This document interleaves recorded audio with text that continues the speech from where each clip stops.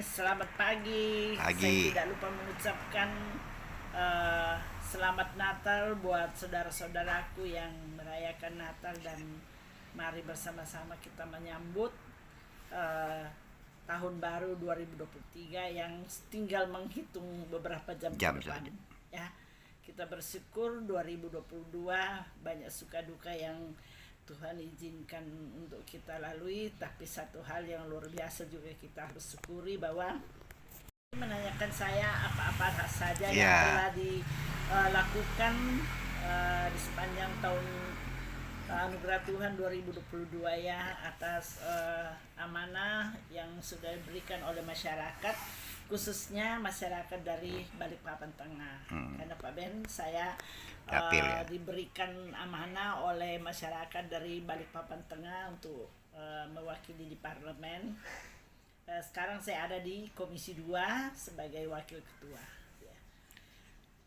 Eh, saya bersyukur, puji Tuhan, perjuangan aspirasi yang saya terima dari masyarakat melalui pada saat saya melakukan reses maupun saya kunjungan lapangan maupun permohonan masyarakat secara langsung pada saya, puji Tuhan di 2022 ini lumayan yang bisa dikerjakan. Ini usulan sebelum tahun 2022 ya, karena kan anggaran dibahas sebelumnya. Jadi itu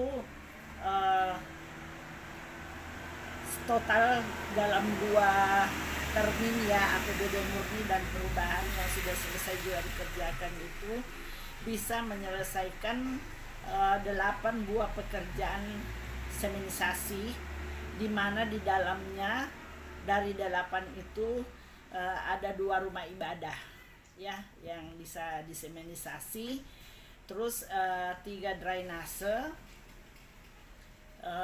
terus saya juga puji Tuhan bisa memberikan sebagian dari aspirasi saya itu kepada rumah-rumah ibadah dalam rangka membantu operasional, karena kita tahu di pandemi ini kondisi keuangan itu bukan hanya masyarakat, tapi gereja pun mengalaminya ya, karena kegiatan-kegiatan sangat terbatas. Jadi saya bisa kemarin memberikan dalam bentuk hibah ke 6 gereja yang ada di Balikpapan Tengah, dan ada 1 sekolah yang ada di Jalan Minyak, SD Kristen GP, ya GPIB ya, pendidikan yang dimiliki oleh GPIB.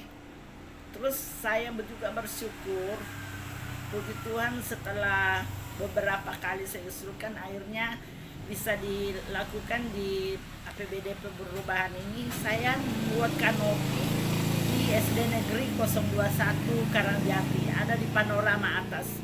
Jadi sekolah ini ada di atas ketinggian yang mana tidak ada sama sekali pepohonan yang timbul di situ. Lalu ruang belajarnya juga belum terlalu memadai, karena hanya ada 5 untuk 6 kelas, sehingga sebagian besar kegiatan itu dilakukan di outdoor, khususnya kegiatan ekstrakurikuler, di mana halamannya itu sama sekali tidak ada pepohonan, jadi panas sekali ya. Kemarin setelah ya beberapa tahun lalu saya berkunjung ke sana dan mensikapi usulan dari 7 RT yang ada di sekitar sekolah itu yang masuk dalam zonasinya, memberikan permohonan kepada saya melalui surat, ditanda tangan ramai-ramai oleh ketua RT bersama dengan kepala sekolah dan ketua komite sekolah, memohon bagaimana caranya saya membantu membuatkan kanopi ya. Jadi puji Tuhan, kemarin kanopinya sudah bagus, sudah selesai. Jadi harapannya ke depan anak-anak kita tuh bisa belajar lebih cool ya. Karena saya juga membayangkan, saya juga pernah jadi anak sekolah ya.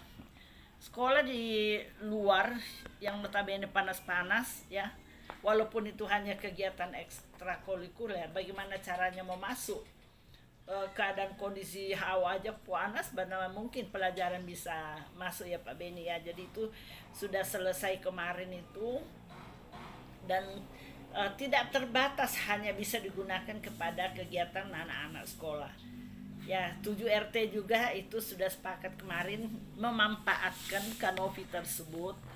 Ya, jika ada kegiatan-kegiatan RT, karena rata-rata RT yang ada di sekitarnya itu tidak memiliki tempat, misalnya ruang pertemuan dan lain sebagainya ya, karena kondisi rumah di situ padat ya, sehingga mau mengumpulkan masyarakat kalau ada sesuatu yang harus dibicarakan tidak ada tempat. Nah, dengan adanya kanopi itu merupakan juga salah satu jawaban ya. Jadi kemarin RT 7 RT itu sangat senang ya, bahwa ke depan jika ada kegiatan-kegiatan di lingkungan Karangjati di sekitaran RT itu sudah tidak terlalu sulit lagi. Bahkan kemarin ketua komitenya menyampaikan kalau ada yang mau hajatan, entah itu syukuran keluarga, mau nikahan misalnya dalam skala apa ya, syukuran keluarga, ya boleh-boleh aja katanya di kanopi itu, di halaman sekolah yang sudah dipasang kanopi itu. Ya cuma pesan saya kemarin, tolong kalau mau melakukan kegiatan di luar hari sekolah ya, jangan sampai terganggu ya. anak-anak kita yang belajar itu terganggu. Jadi kegiatan utama harus diutamakan pendidikan. Nah, rencana ke depan saya lebih itu tadi saya lakukan ya di 4 kelurahan ya, Gunung Sari Ilir, Gunung Sari Ulu, Karangjati, dan Karangrejo. Tambah satu lagi, ada Sumberrejo, saya ada seminisasi kemarin. Itu program 2022 Bu yang sudah saya laksanakan. lewati ya.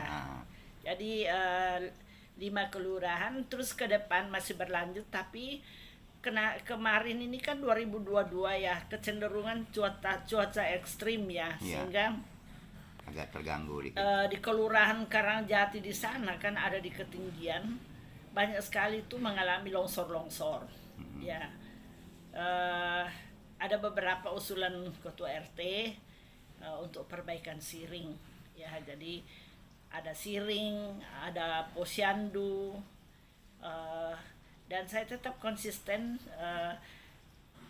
Ada satu sudah di-approve juga itu untuk dilaksanakan tahun depan itu, saya akan memperbaiki perpustakaan di SD Negeri 012 Karangrejo.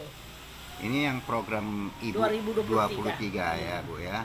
Jadi ada siring, perpustakaan di SD Negeri 012 Karangrejo, terus semenisasi dan drainase di 5 kelurahan. Aspirasi apa aja lagi Bu yang masih ada yang masih Bu tampung untuk masyarakat? Masih banyak yang belum. Ini penerimaan aspirasi di reses masa sidang 1, 2, dan 3 di 2022 yang nantinya akan menjadi usulan di APBD 2024 yang akan dibahas di tahun 2023 itu masih banyak. Masih banyak ya. Kemarin ada saya sudah input di Epokir itu ada 30 item.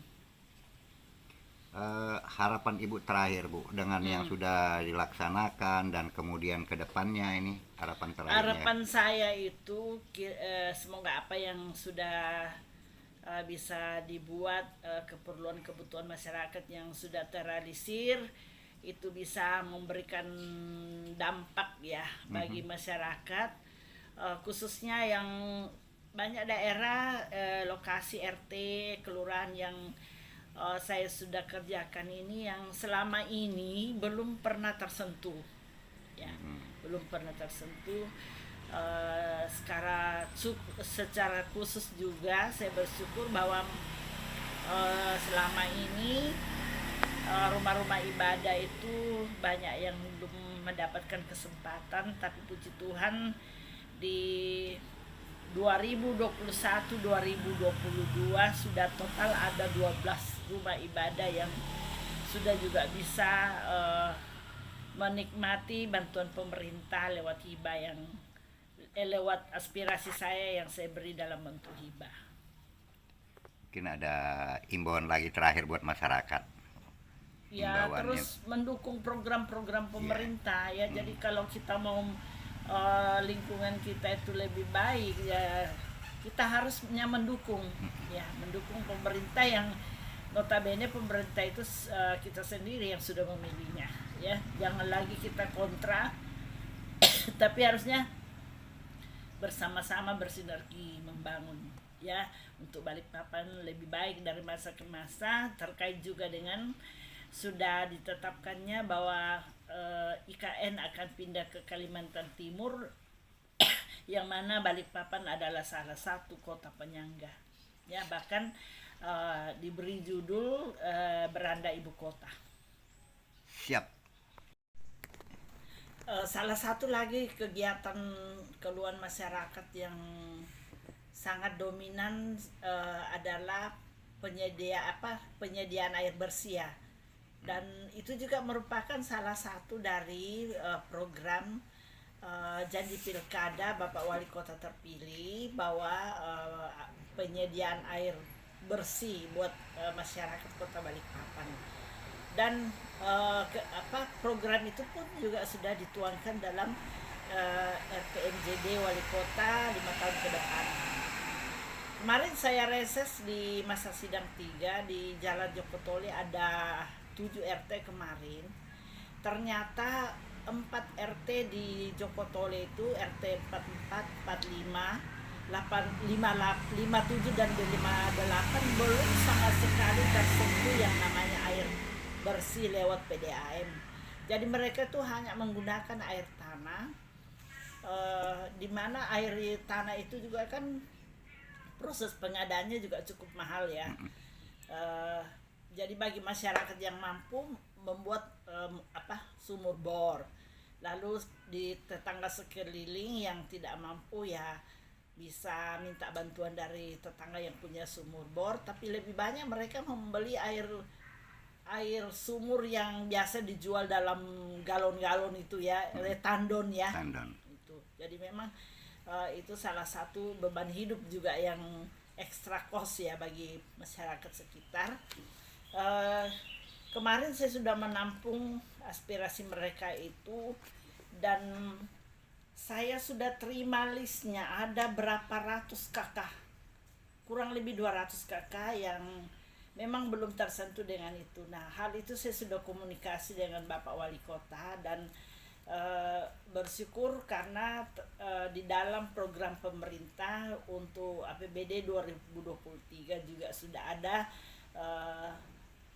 planning untuk pemasangan spam pipa ya di Jalan Joko Tole. Kemarin saya ada ketemu juga dengan Pak Dirtek PDAM. Itu wacananya itu akan mengambilkan air baku itu dari IPA apa yang di dam ini, IPA dam. Iya. Ya, mungkin ada itu karena memang beberapa kali kami Komisi 2 juga sempat belajar ke tempat-tempat yang pengelolaan air bersihnya sudah jauh lebih baik ya. Kemarin kami pernah ke Malang, terus ke Surabaya, ke Bandung dan Semarang ya. Kita memang jauh karena salah satu kendala Balikpapan itu adalah ketersediaan air baku. Beda di Jawa. Jawa punya sumber mata air dari pegunungan ada, terus ada yang bersumber dari sungai. Nah, kita di sini kan tak ada hujan ya Pak ya. Dan kita punya tempat penampungan air, waduknya kita itu kan juga kapasitinya terbatas. Masih yang ada di Manggar yang secara terus-menerus, secara berkala pemerintah juga berupaya menambah luasan ya. Tapi kembali lagi itu pun juga ya tergantung kemampuan keuangan daerah ya. Jadi tidak bisa juga semudah membalikkan tangan, kita mau begini langsung dilakukan ya. Tentunya disesuaikan dengan keuangan daerah.